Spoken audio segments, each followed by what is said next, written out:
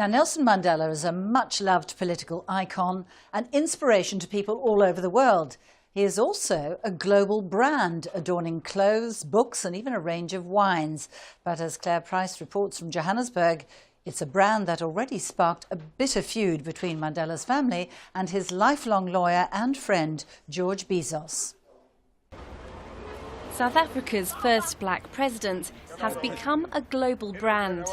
And he's a brand that sells from cheap souvenirs to a high-end range of wines bearing his family name.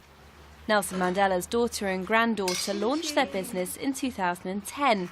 Their wines are sold for up to €33 a bottle, aimed at tourists and the Chinese market. They say they named the company House of Mandela to honour their heritage.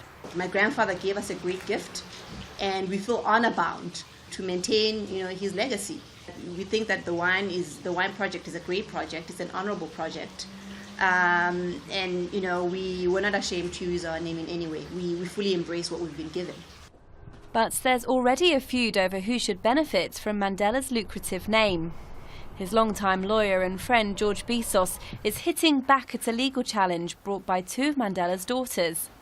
They say he forced his way onto the boards of companies tasked with selling Mandela's iconic handprints. He says the daughters simply want him out of the way.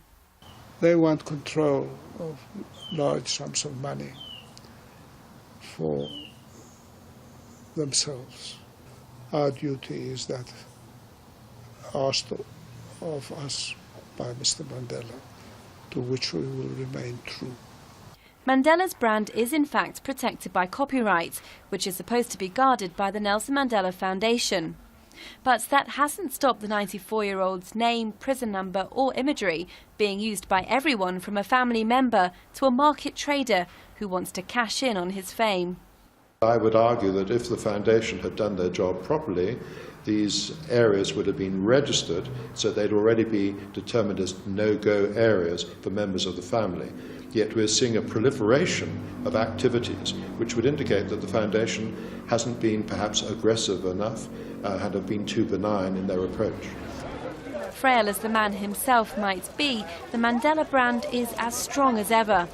The task ahead is to ensure his legacy is preserved and that amid the haggling and legal battles, the values he fought for live on.